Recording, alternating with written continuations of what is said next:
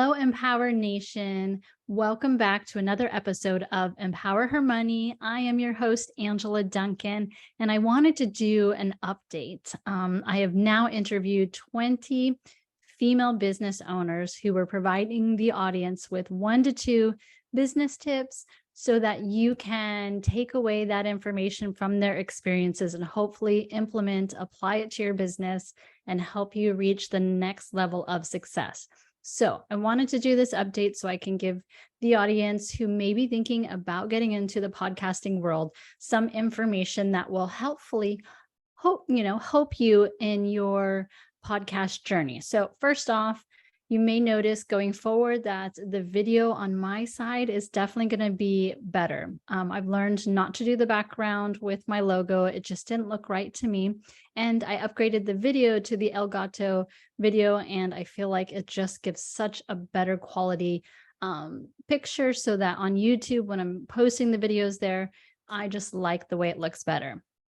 You will also notice in front of me, it is the Yeti microphone. It's called the Blue Yeti, but obviously I got it in pink, and so I'm just going to call it the Pink Yeti. The quality of sound that comes through is so much better than just the laptop alone. So people have said, the sound sounds a little bit off. I'm hoping with this upgrade of microphone, the sound will be better and the audience will not want to tune out if the sound quality is not fabulous. So a couple things that I've learned from the podcast. One, I am now spending more time after the podcast recording part ends with the female entrepreneurs that I am interviewing. One, I want to thank them for their time and then kind of let them know what the next steps are, when it's going to be posted, both on all the channels for podcasting, but the video as well. And I want to get to know their business a little bit more. I want to dive deeper with them, figure out what is your current struggle and how can I help you and give back to them as well. Because obviously they gave their time to be on the podcast. I want to do what I can to also give back to them as well. Some other things that I have learned is I also ask the people that I interview to do reviews, specifically on Spotify, because it will help the channel rank higher and hopefully be more visible, and then, empower more women, make a bigger impact, and take those takeaways and reach more people. So I've learned to do that ask, which I wasn't doing initially, because I definitely want to value the time of the female entrepreneurs that I'm interviewing and hopefully get the message out to more women so we can impact more women and help make a difference in the world.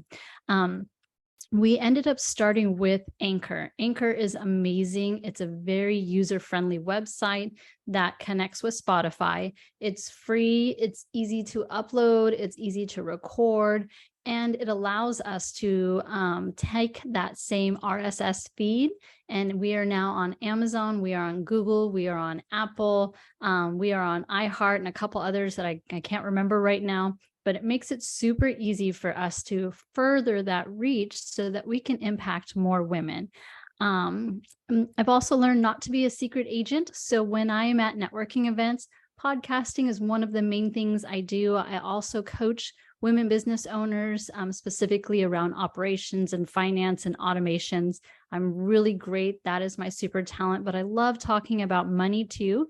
So when I am at networking events, I'm making sure to let people know that I have a podcast, that I am a coach, and I'm part of this Empower Her Money movement, which is going to impact women and their finances. So I've learned that, and I've gotten a lot of guests, raise their hand and say, hey, I want to be part of your movement. I have some great tips I can share with your audience. And so I've time blocked. That's another thing I've learned. I time block. I only record on 1 day a week. And then we are now posting several every week because I've had such a great support around me that wants to be on the podcast, that wants to help women, which is super phenomenal. So now we are posting these every couple of days. Now my goal is to get 100 done. And what I've been asked from other people is that I need to put this information all together in a book. So when we get through these 100 podcasts, I'm going to produce a book. Empower Her Money series of books is starting to come together, and I'm starting to collaborate. But this book will be based on all of the Zoom and podcast interviews that I do, I'm going to take the 1 to 2 tips. I'm going to give that person credit, but I'm going to put it in a very easy and simple book for you to read. Not quite sure what the name of it. It's probably going to be something about 101 tips. I love numbers when I'm talking about books, when I'm posting videos. Obviously, I love numbers, so it speaks to me. You'll look for that book. It's going to come out later this year. It will be my 3rd book. So I've already produced 1. My 2nd book is in the making. I'm just waiting for the editor to finish the edits, the design, everything is done. So we'll post that on Amazon. And of course, I will let everyone know when it comes out, because I love having the support of my audience and my fans and the others that want to inspire women to make a difference. Another tip that I've learned, I know a lot of people say, be careful what you say yes to, because you're saying no to something else. Well, I used to be a no person. You wanted me to go to a networking event? No. You wanted me to speak on your podcast? No. You wanted me to lead your Zoom or speak on your stage? No. And the reason why is because I'm a natural introvert. I get scared talking in front of cameras and microphones. I recently did a Facebook post talking about being on stages, having uncontrollable laughter, and not always remembering everything that I'm supposed to say or saying it correctly, or coming away later and thinking, oh, I should have said this, I should have said that. Well, I've changed my mindset. I'm going to start saying yes more often. And what I've learned from saying yes more often is more opportunities are coming my way. So think about that as a business owner. Obviously, be strategic in what you're saying yes to.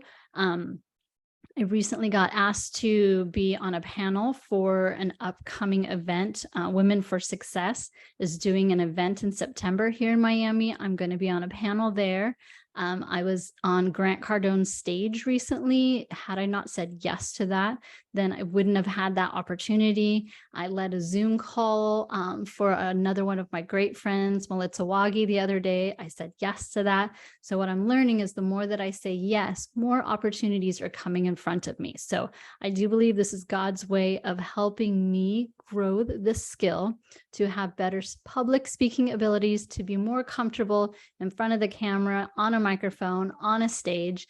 And so this will allow for my message to hopefully reach more women and have a bigger impact in changing the lives of women, giving them hope when it comes to their money, giving them goal setting advice, being their partner along the way, and really just changing that poverty mindset and breaking that poverty cycle.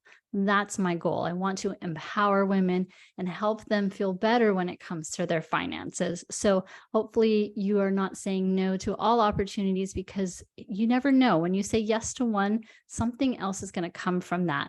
And that's what I'm learning as I'm growing this company and I'm growing this movement.